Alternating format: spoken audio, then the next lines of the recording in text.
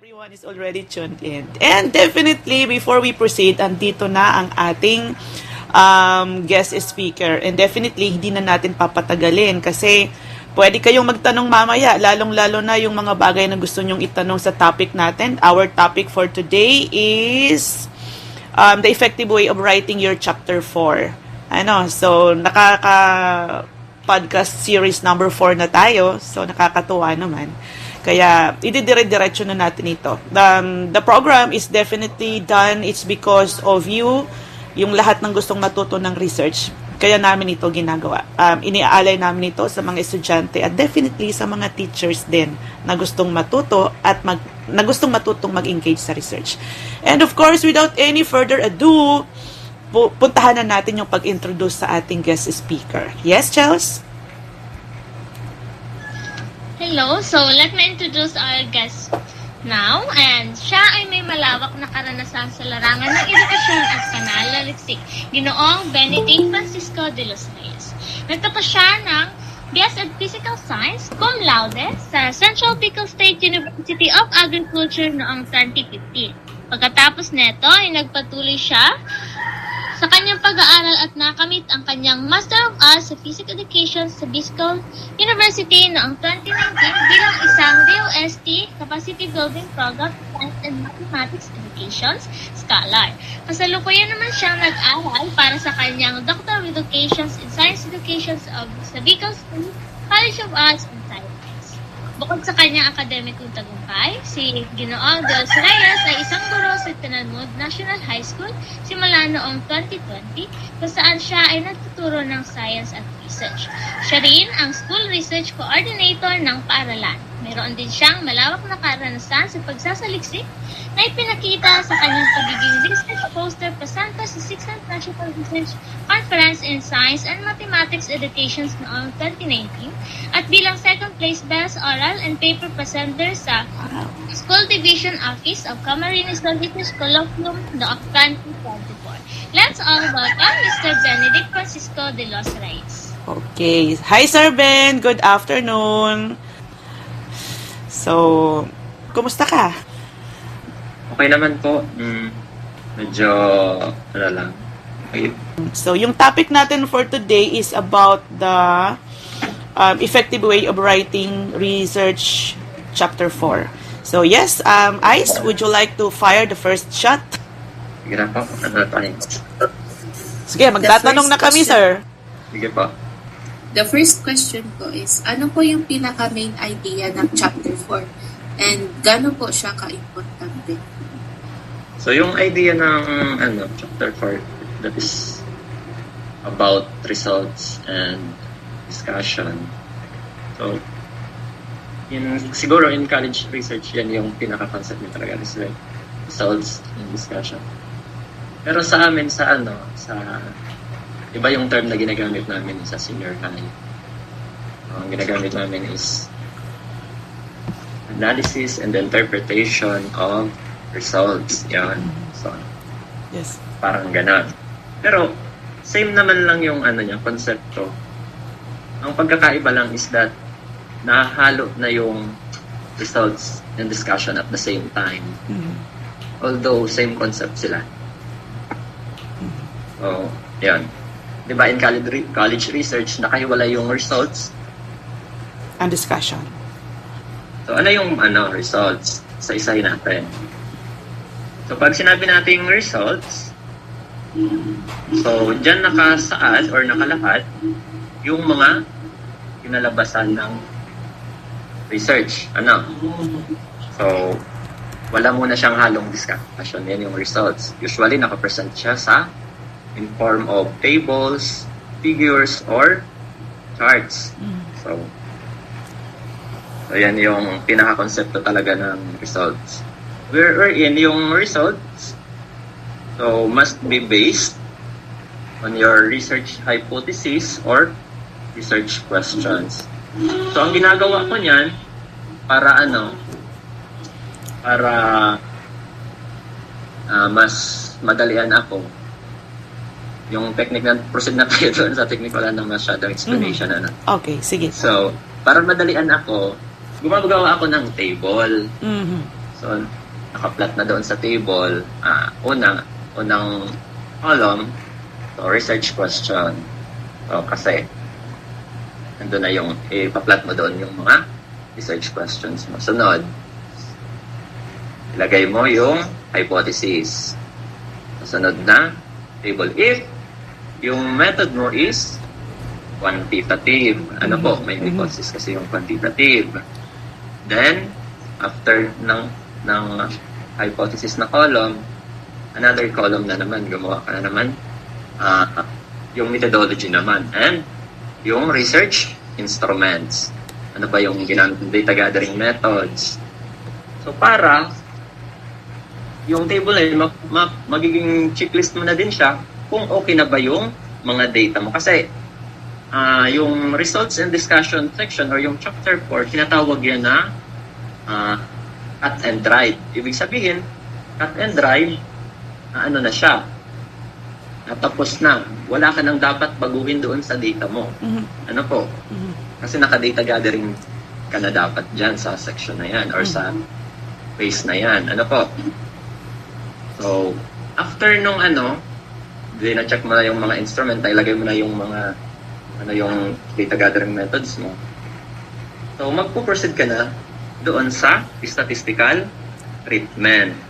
So, para organize, kasi kailangan kasi sa research yung organization. Para organize siya. So, statistical treatment. Ano yung mga statistical treatment na ang ginamit mo?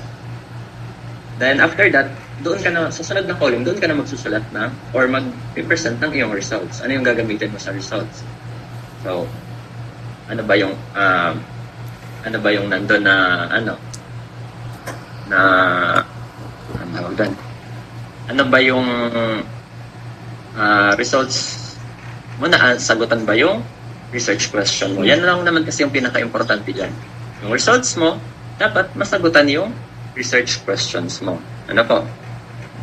Then after that, after the results, interpret the results using the discussion column. Ano po? So, panibagong column na yun. Yung last column, discussion column. Wherein, divided na naman yun into several parts. Ano po? Oh, okay. Kasi, pagdating naman sa discussion kasi, unang column mo dyan, dapat explanation. Sunod, comparison from the previous studies. Sunod, yung implication or yung limitations ng iyong results. Ano po? Then, kung pwede, or wag nating kakalimutan kasi usually ito yung nakakalimutan ng mga nagsusulat sa discussion, yung recommendation for future research.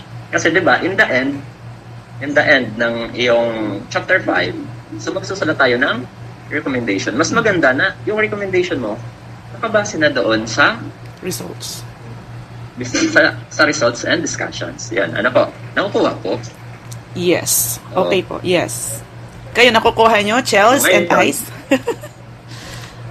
Yes. Yes, Parang ganun yung ginagawa ko para organize yung data. Mas madali mo siyang pag naka-flat ka na sa table, mas madali mo na siyang maisusulat. Kasi magdudugtong-dugtong ka na lang. So, basic na lang yon. So, ibig sabihin po ba, sir, for example, una nilang gagawin is yung table. I-establish nila yung mga table. And then, i-explain nila yon.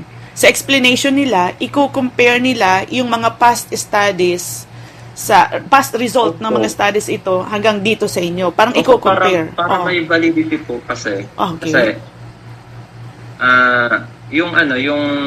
kasi, dapat, kailangan mong ma-explain kung bakit, for example, yung results mo, nag-jive siya doon or ganito yung results mo. So, dapat supported siya ng mga previous study kung bakit ganyan yung results mo. Okay. Ayun, kung hindi naman siya, kung iba yung results mo doon sa mga previous study, there is something wrong. Ano po? Maybe, may pagbabago sa respondents or maybe there is makakakuha kasi dyan ng gap. Okay. Wherein, yun na yung magiging pinaka findings.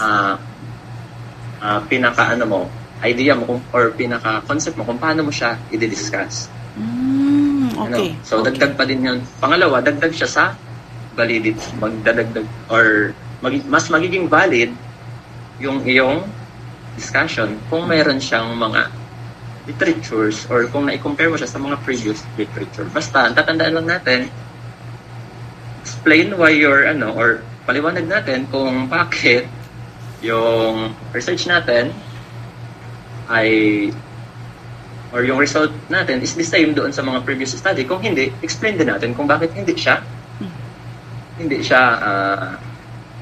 same doon sa previous study. Parang ganun. Okay. Common mistake, sir, ng iba na parang kapag iba yung result nila, feeling nila hindi yun. Successful yung idea. Tama, oo, yun. Anong masasabi mo doon?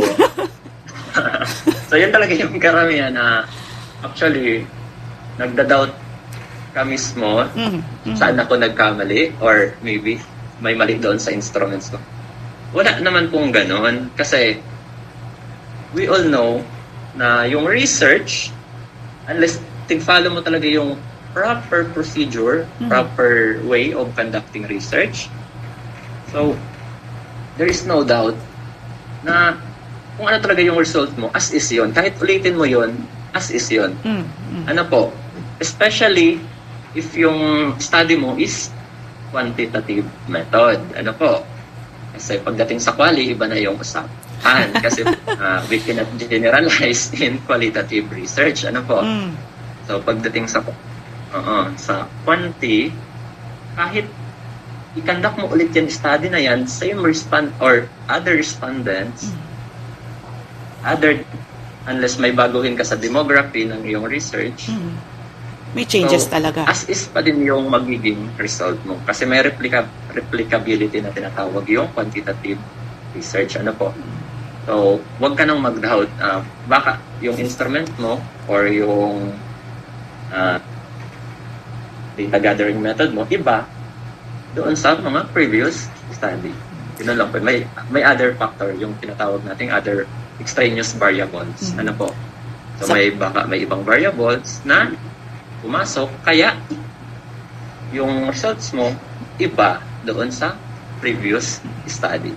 And yun yung kailangan mong i-highlight kung ano yung reason kung bakit naging iba yung yung results mo doon sa previous study. Tama. Ano po? Tama, sir. So, yun po.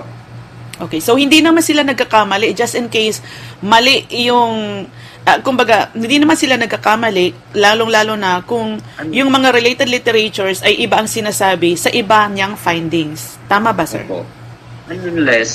Unless may ginawa kang kaduda-duda. Alam mo naman yun. Ikaw nang may alam. Yan, halimbawa, binago mo yung data or nag-cheat ka sa iyong sa iyong data gathering or sa statistical treatment. Parang gano'n. Bawal. Yan, possible. Pero bawal. Wala naman. Bawal po yun. So, thank you, sir. Malinaw. Malinaw yun. Malinaw yung question. Sana na-gets mo yung tanong mo, Ice. Nasagot ba yung tanong mo, Ice?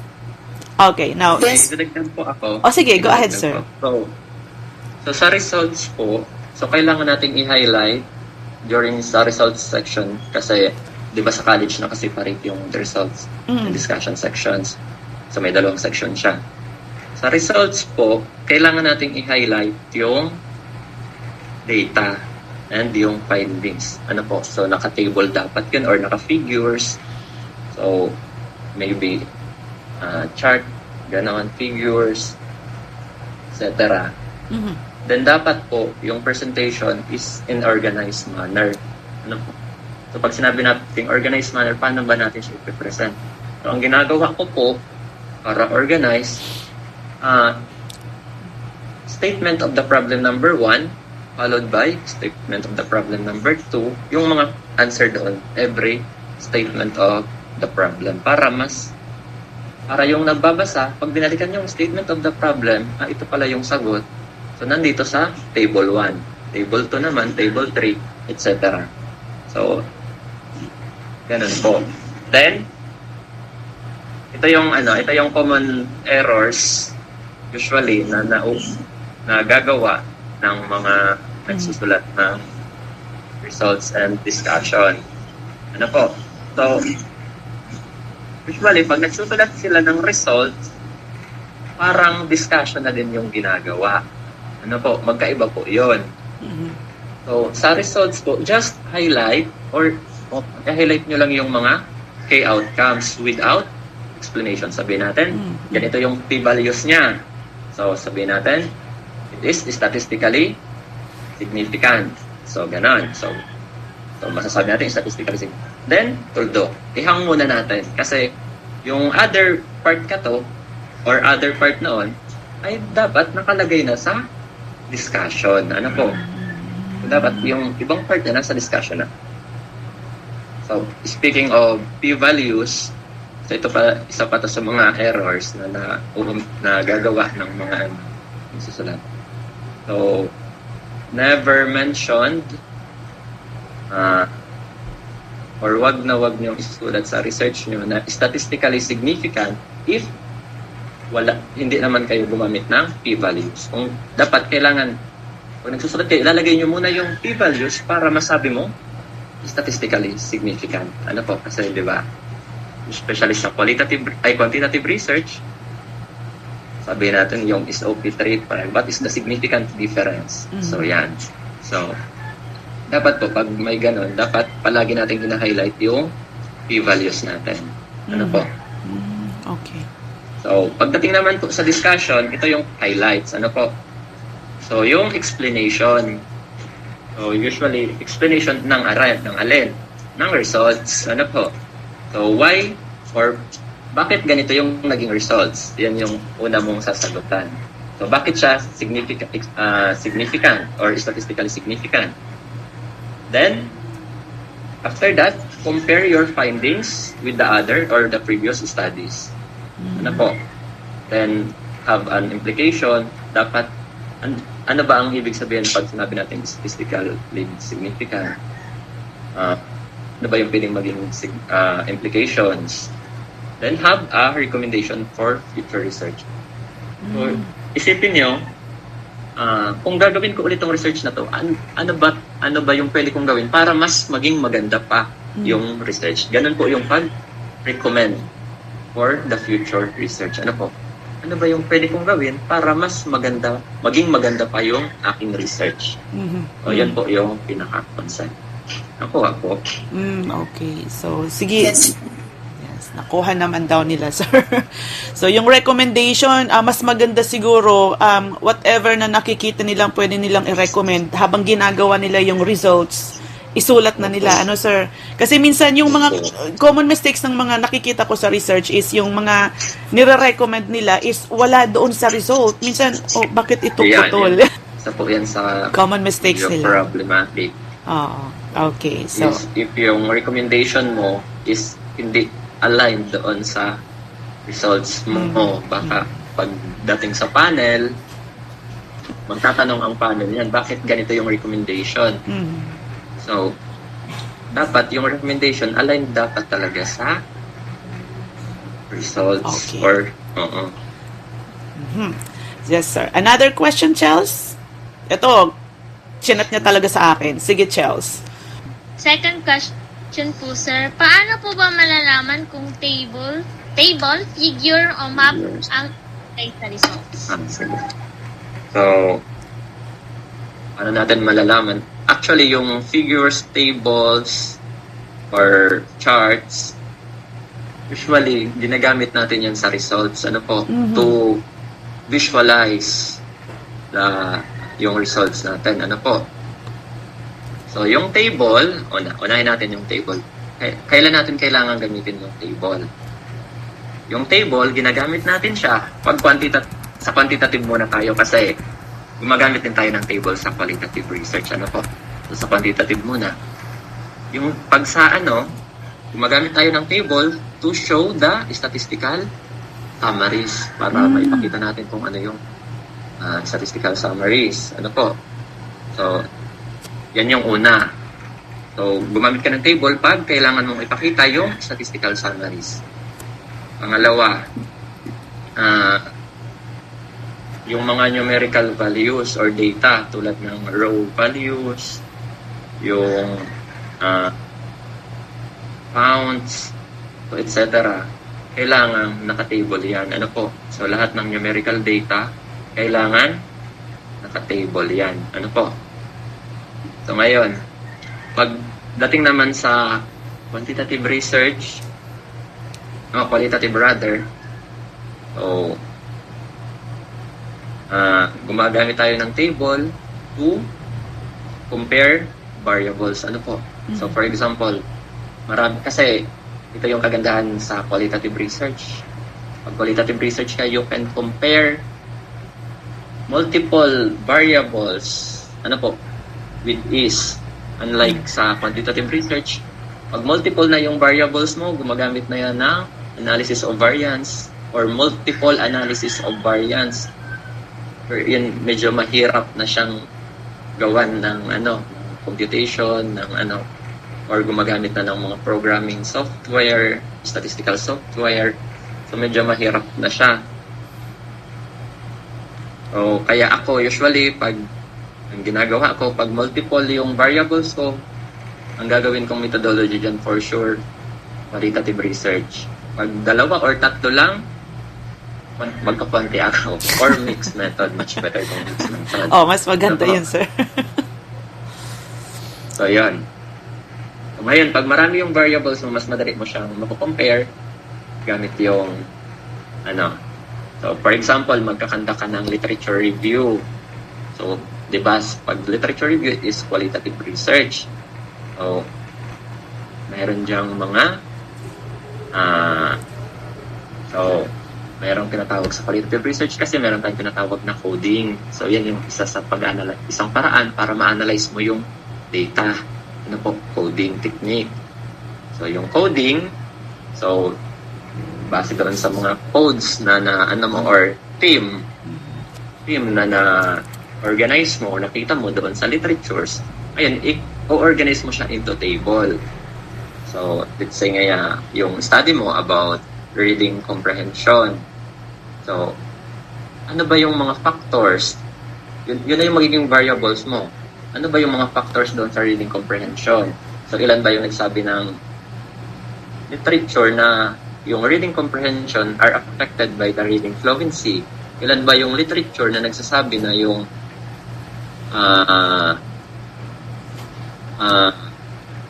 reading comprehension is affected by phonetic awareness, etc. So, ganun. So, may count siya, pero bibilangin lang natin kung ilan yung themes na nakuha natin na nagsasabi na yung reading comprehension are affected by those factors. So, pwede po yun. Mako-compare natin. So, kung mako-compare natin yung mga variables natin gamit yung tables. So, pero never use tables if mag-compare tayo in a quantitative research. Ano po? So, kung mag-compare naman tayo in quantitative research, ibang usapan yon. Hindi tayo kailangan gumamit ng tables. So, mayroong ibang paraan para mas ma-show natin yung relationship or yung comparison ng dalawa aside from the table. Kasi mas pag quantitative research, mas maganda na naka charts or naka graphs yung results. So, ano po? So, nagigets po nakukuha po kung saan natin gagamitin yung tables. So, yung tables, tandaan natin, pag numerical data, gagamit tayo ng tables in quantitative research. Sa quali naman, pag magko-compare tayo ng multiple variables. So, yung mga figures naman, so di ba yung figures, sunod yung figures. So, like graph, diagrams, or maps, so, saan naman siya maganda gamitin? Maganda siyang gamitin kung gusto mong i-visualize or makita yung relationship ng iyong results. Ano po? For example, we have a line graph. O, di ba, yung line graph, ginagamit siya para makita mo yung trends. Di ba? Kasi, gaano ba sa line graph, makita mo yung changes, mas madali mo siyang makita. As compared, kung naka-table siya, medyo mahihirapan kang makita kasi na in numbers. Pero kung naka-line graph na siya, mas mas madali mo nang makita yung trends over time. Ano po? So, yung bar graph naman. So, ito. So, sa bar graph, ito na yung ideal pag magko-compare tayo sa kung marami kang variables naman sa quantitative research. So, gumamit ka ng mas magandang gumamit ng bar graph or mas ideal siya. Kasi, for example, we have grade 7, 8, 9, 10. Alamin natin kung alin doon yung mas magaling ang performance in science or in math. So, mas madali mo na siyang makikita in terms of bar graph. Ano po? So, next is yung scatter plot. Ito, scatter plot. Especially if yung methodology natin is correlational. Ano po? So, pag correlational, mas maganda naka-scatter plot ang figures ninyo. Ano po? Para mas madaling makita yung makikita natin agad na if it is statistically significant or not using the scatter plot. Ano po? So, yun. So, next is chart naman. So, yung figures or yung graphs and charts, magkaiba po yun. So, we have pie charts, histogram, etc. So, iba naman po yung gamit niya doon sa graphs or sa mga figures. Usually, yung chart, pwede natin siyang gamitin sa quantitative research or sa qualitative research. Especially pag magdi-discuss tayo ng let's say, yung study nyo is sabihin natin phenomenology or sabihin natin yung isa, yung mas marami-rami ang respondents. Kalimutan ko yung term. Ethnography. Pwede kasing marami yung respondents mo pagdating sa ethnography. So, sabi natin, 50% ngayon ang respondents or 21 or 10 out of 20 respondents. Ganito yung sinabi. So, before discussing that, much better na mag-present muna tayo ng pie chart para makita na agad yung percentage ng reader. So, diba? Mas mag-visualize natin. Mas marami pala ngayon yung nagsabi ng ganito, ganyan. Especially pag qualitative research. Ano po? Although ginagamit naman yung pie chart sa quanti. So, kasi sa demography natin, so, ganito nga sabihin natin. Let's say, sabihin natin, reading, reading. So, 50% or 60% ngayon ganito non-reader or 10% are frustrated and etc. So, ganun. So, basta naka-percentage, pwede kang gumamit ng pie chart. Ano po?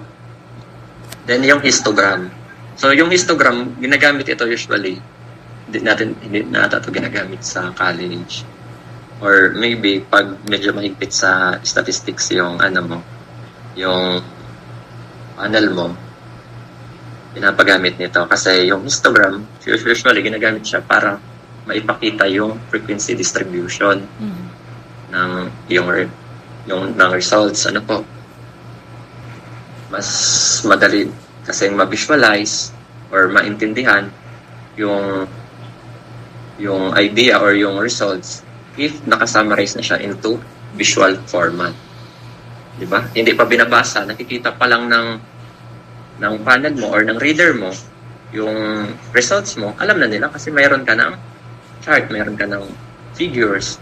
So, mas madali nilang maiintindihan. So, saka na lang pag nagbasa. Ang problem niyan is kung paano mo i-discuss yung pattern, or yung chart. So usually, pag nagdi-discuss tayo, is from general to specific. Ang approach. Ang method ko. Ang approach ko pag nagdi-discuss. sinisimulan ko siya sa, for example, p-values, statistically significant. So, yun na muna yung i-discuss ko. Bakit statistically significant siya, blah, blah, blah. Then, papunta sa implication. Pagdating kasi sa implication, parang magre-reflect ka dyan. So, let's say ngayon, gumamit ka ng flipped classroom. So, yan. So, di ba noong pandemic na also yung flipped classroom na approach sa education, yung wherein actually hindi nga flipped classroom yung nangyari. So, Modular. Modular. So, yung flipped classroom, di ba, inuuna yung discussion through video discussion. Then, after that, pagdating sa classroom, mag-activity na lang para mas madali yung process. So, ganon. So, ang nangyayari, let's say yun about doon yung study mo. So, ngayon, alamin mo ngayon kung paano or kung paano siya naka-apekto sa study. To discuss that, di ba ganito na yung p-value, sabihin natin mas mataas yung or mas mababa yung results mo doon sa p-values, may ibig effective siya. So, magiging effective yung result, yung yung method mo sa pagtuturo. So, dyan na papasok yung implication. Pagdating kasi sa implication, di ba? Sabi ko nga, pagdating sa implication, mag-reflect ka. Baka epekto ito noong methodology na ginamit ko or bagong methodology nating introduce ko, which is yung flipped classroom. So, parang ganun, papunta siya sa general to specific. So, ganun po. So, nakukuha ko. Makukuha Yes niyo. po, sir. Okay, so maganda yung maganda yung explanation na ganun kasi yun ang common mistakes din ng mga bata. Hindi nila alam kung when to write, when to put a table or kung kailan nila ilalagay na figure or kasi ganito. Pero at least may makukuha na sila ngayon dito. Malaking bagay. Thank you so much. And meron tayong post dito sa in-call message galing kay Maria Diana Roma. Miss Maria Diana Roma. By the way, everyone, yung lahat po ng nandito, pwede po kayong magtanong. You just pakilagay nyo lang po sa chatboard natin yung inyong katanungan para at least makita natin kung may tanong natin kay sir. Kung sakaling may tanong kayo. Tanong niya, sir, is, good afternoon. Former student mo pala ito. Sabi niya, ask ko lang po, if my findings are negative or unexpected, how do I present them honestly and objectively? Parang naitanong na ito kanina, pero parang ang take ko sa tanong na to, sir, parang ganito. Paano kung yung, kunyari, nag-hypothesize, di ba, may positive, yung null hypothesis at may yung isa pa, alternative. Just in case na nag-negative yung findings niya, unexpectedly, pangit bang result yun or ano? Yes, sir. So, yes, sige po. Kung negative yung findings, let's say, ang natin is quantitative. So, just accept your hypothesis. So, kasi yung hypothesis natin, nakaging null hypothesis yung tig-represent natin, sa natin. So, hindi an alternative. So, just accept your hypothesis and explain why ganon yung naging results. So, bakit ganon yung naging result? Explain lang natin. Mag-look back ka doon sa process mo. If wala namang mali, so, proceed as is. Explain your results. Okay na yon. So, just explain to your panel na ganito yung naging resulta kasi ganito, iba yung naging process ko or iba yung, yung kakaiba mong ginawa. Yun yung hahanapin mo dyan eh. And, yun na yun magiging positive part doon. Kasi, pag negative yung results mo, pag negative siya, ibig sabihin, kung wala ka namang maling ginawa, doon sa research mo, finalo mo, ibig sabihin, either yung study mo siguro there is something wrong with your respondents. Parang pwede kang mag-cite ng ganun, or maybe there is something wrong or within your instruments. Kung wala, so just explain as is yung results. Kasi wala namang masama doon kung negative yung results. Ano po? So, yes, Diane, I hope na narinig mo Kaya nga tong gumagawa tayo ng research. Kasi nga, to prove something, to prove if it is right or if it is wrong, di ba? Yan naman talaga yung essence ng research natin. Okay. Yes, Ice, your question? Yung sa third question po, sa results po, mayroon dapat bang ilagay na citation? Sa results, yes. Yan, sige. Depende sa methodology mo. Actually, pagdating kasi sa results, pwede tayong gumamit ng citation, pwede namang hindi. Ano po? If yung method mo is qualitative or quantitative muna. So, yan. Quantitative. So, maglalagay tayo dyan ng citation. Pwede naman po kung maglalagay, pero limited lang po yun, or bihira lang sa quantitative. Ano po? Maybe yung referencing method mo lang, or yung, let's say, gumamit ka ng SPSS, kasi yung SPSS, may bayad siya, kailangan mo siyang i-cite. So, kailangan mo mag-citation, or gumamit ka ng referencing tool, like yung, let's say, JabBrief, or let's say, ano pa ba yung ibang referencing tool natin, na license, lalagay mo pa din sa referencing pati, pag abot kayo sa, let's say, gamit ka ng SPSS, pati yung code ng SPSS mo, ilalagay mo yan, kasi importante yon, kasi bawat SPSS license may kanya-kanyang code. So, kailangan mong i-cite yon. Pero, kung wala naman ikaw, or hindi ka naman gumamit ng mga referencing tools or mga statistical tools, so, siguro no need naman po maglagay ng citation pa, yung method mo. Pero pag qualitative, yan napapasok yung let's say, kasi maraming iba-ibang di ba, yung qualitative research may iba-ibang methodology naman siya, or iba-ibang design. So sa quali kasi, let's say, yung mo, especially if yung design mo is historical, or let's say literature review, so kailangan mo pong maglagay ng citation sa table mismo. Ano po? Kasi let's say ito yung mga citations na nagsabi ng ganito, ganyan. So iisa-isahin mo po yan. And then ano yung mga themes na nandun? So ganun po. Kailangan pong i-cite sila isa-isa. Pero sa discussion, kailangan po talaga. So, discussion, kailangan. Kasi, yun na nga, una, mas magiging valid yung discussion mo if supported by the literatures. Ano po? Then, ma-highlight yung significance ng findings mo. Kasi nga, di ba, ang pag-iisip niya ng mga reader, yung ganitong study, ganito or yung previous study, ganito yung results. So, ina-expect nila na dapat ganun din talaga yung magiging results mo. Unless may baguhin ka. Quantitative research. Sa quali naman, mas kailangan siya.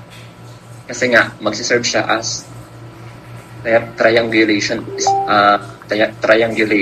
di ba? So, triangulate natin siya. So, ngayon, ang problema sa quali, pag case study, pag case study kasi kakaiba yung mga topics dyan. Usually, wala pang mga literatures or bibihira yung mga literatures. So, kung may makuha kang literatures na case study yung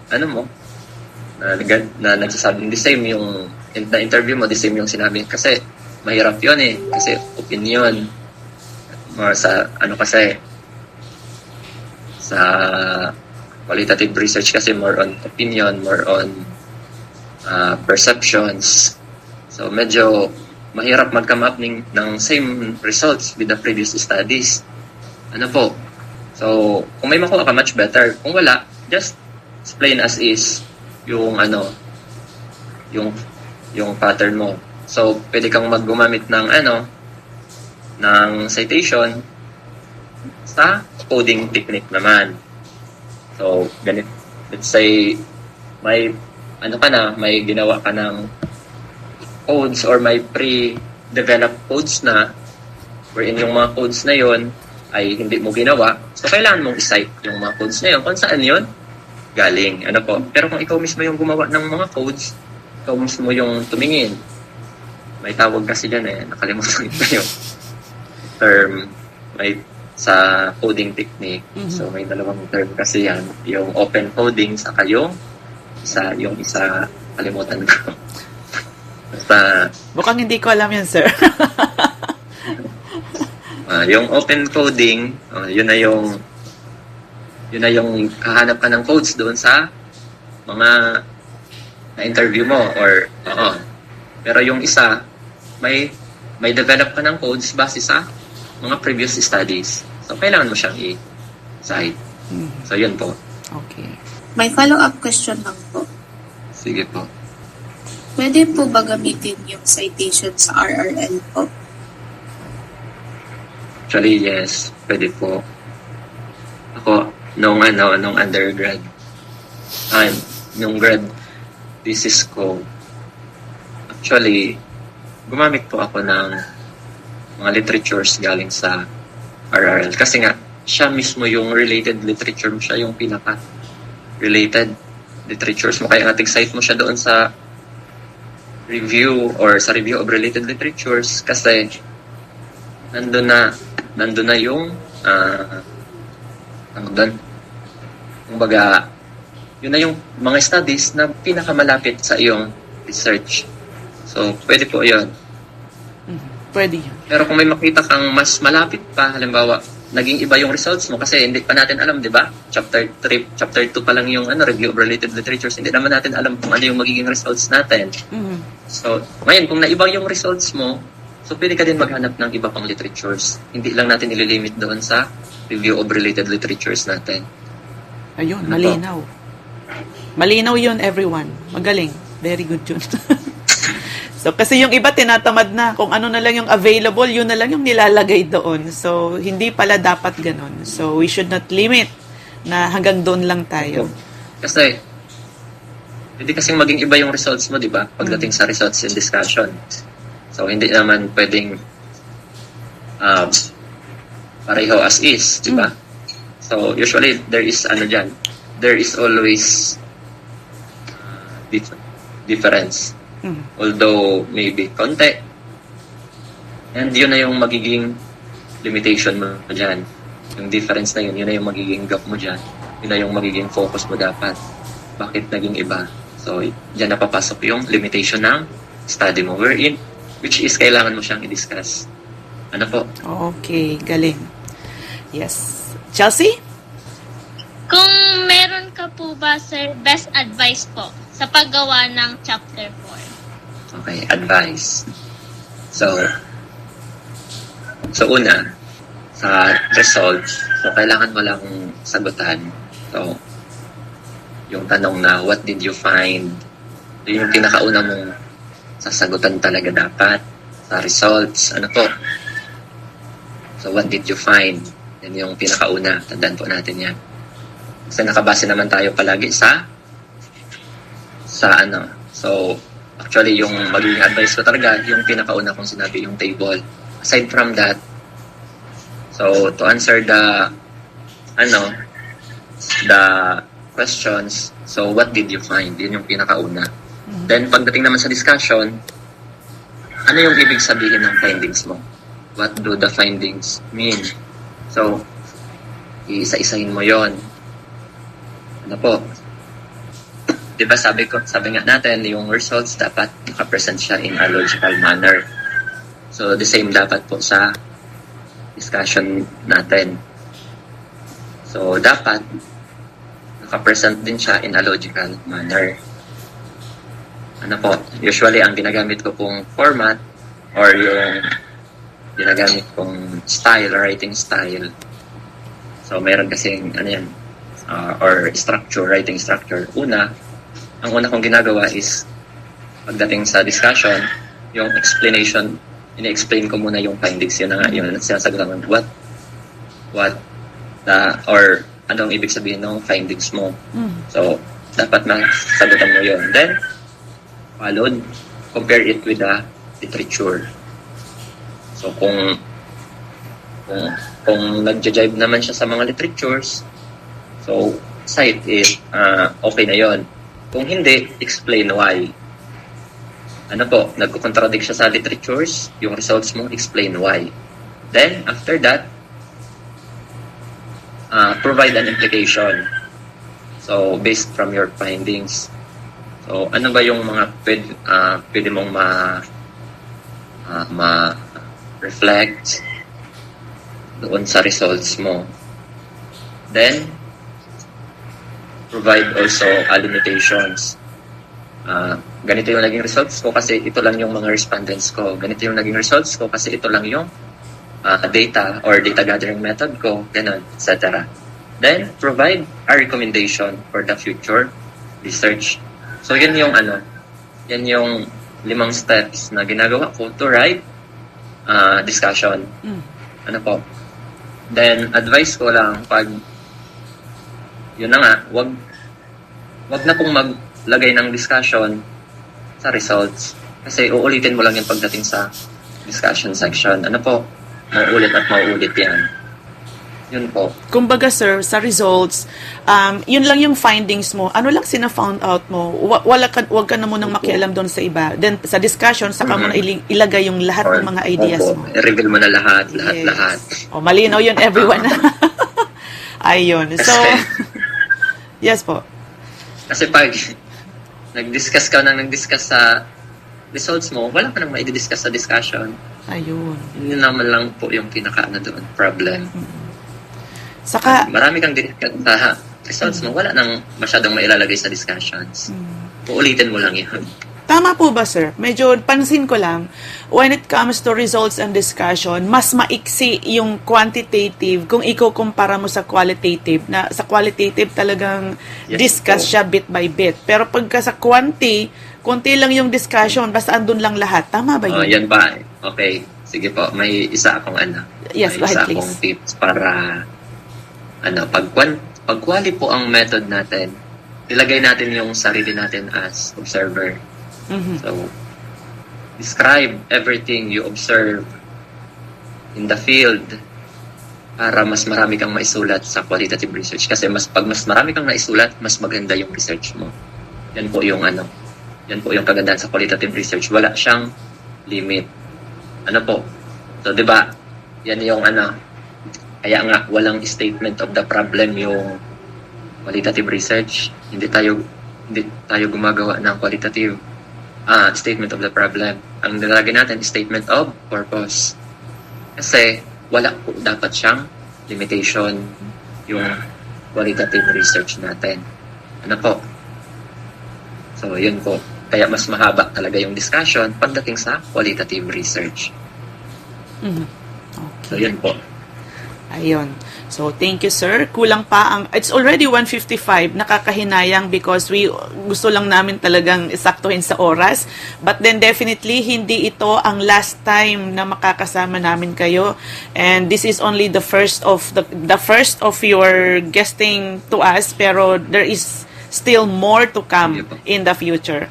And nagpapasalamat kami sa time na ibinigay ninyo. And definitely, before we proceed, gusto ko munang, itong mga kasama ko, gusto ko munang tanungin kung may mga natutunan ba sila sa kanilang pakikinig. Abay, dapat may natutunan kayo, Chelsea, go ahead please. So, bago po ako magsabi kung ano po yung natutunan ko, gusto ko lang po sana magpasalamat sa mga andito, sa mga nag-attend. Thank you po. And sir, thank you so much po. So, yun po yung So, yun po, yung natutunan ko lang naman po is, dapat po pala maging maingat tayo when it comes sa paglagay, sa pag-ano po ng results, then when it comes sa discussions. Then, doon po sa mga paggamit po ng mga table, chess, yung mga figures, dapat po pala alam natin kung saan natin siya gagamitan, kung pwede ba siya sa quali or quanti. Then, dapat din po palang may citations din para mas maging valid yung, yung results. Yun lang po. Thank you. Yes, Ice? Thank you po, sir. We're grateful for the learnings that you have shared with us po. Common mistakes po din po ng first year po is nakahalo po po yung discussion po sa result. And Actually, yes. Sige. As I've mentioned, clarify ko lang nakadepende kasi po yun sa format ng school. So, sa amin din po, sa amin sa school, ang pagturo po ng results and discussion, nakahalo po talaga kasi nga, ang title namin ng Chapter 4, Interpretation of Results and Discussion. Present the Table 1. So, for example, is OP1, answer to the SOP1, results for the SOP1, then discussion for the SOP1, followed by results for the SOP2, so discussion for the SOP2, etc. So, ganun po. I-clarify ko lang. So, pero sa ibang school kasi, pag nakahiwalay yung results and discussion section, so, hiwalay din dapat po. So, usually kasi sa ibang college or sa ibang universities, hiwalay po talaga. Like, nung pag-masters ko, nakahiwalay po talaga siya. So siguro, depende naman sa school. Kanya-kanyang, or sa kanya-kanyang university, kung ano yung research template nila. So, yan po. Yes, go ahead, Ice. Yan lang naman po. Thank you po, sir. Okay, so yes, nako, thank you so much for the time that you've given us. Ako rin, medyo, I also have this idea na parang naisip ko parati na parang, in terms, kasi hindi ako masyado into quanti, Sir Ben. I am more on quali. So, nakadagdag sa idea ko yung quantitative na talaga palang hindi mo siya pwedeng pag-isahin. Although sabihin na natin na nakabase yon sa ibang school, kunyari na may iba-iba talagang pattern, which is true. Kaya lang, when it comes to yung paggawa ng yung paggawa ng result in terms of quantitative, talagang hindi mo maiwasan minsan na paghaluin. Hindi mo maiwasan talaga yon, which is nakadepende. Tama naman yung sinabi na nakadepende. Kaya lang, when it comes to the quantitative, parang nadagdag sa idea ko ngayon na when it comes to results muna talaga, saka na yung mga implications. Much better po kung gano'n. Much better po kung gano'n na results muna. Yes. Then, after that discussion. Okay. Yun po. Ayun. So, salamat. Nga pala, everyone, just in case po na gusto ninyo ng certificate, meron tayong link dito sa chatboard. Paki-copy na lang at pakisagutan po. And of course, and thank you, Sir Ben, for joining us. Marami kaming natutunan, but we only have 1 hour to deal with everything. Kaya, although kulang, pero substantial naman kasi marami kayong na-impart sa amin. And definitely, thank you po. Opo, yung last word po ninyo, Sir Ben, yung gusto nyong ibigay sa ating mga listeners or viewers, sir. Okay, a word of encouragement. So, if you are now writing chapter 4, be happy. Kasi, you're getting there. Konti na lang. Konting-konti na lang yan. So, just a small amount of time of writing to go from this point. Kasi after chapter 4, chapter 5, then finish. Naku po. So, huwag kayong masad. Kasi ang haba-haba naman ng chapter 4. Actually, siya yung nakakapakapal talaga sa research. Yung chapter 4. Kung nandun na kayo, be happy. Kasi konti na lang yung gagawin. Okay. So, that's all. Okay. So, yes, sir. Thank you so much. Salamat ng marami. At sa mga nandito, salamat din ng marami. Hope na makasama pa rin namin kayo next week.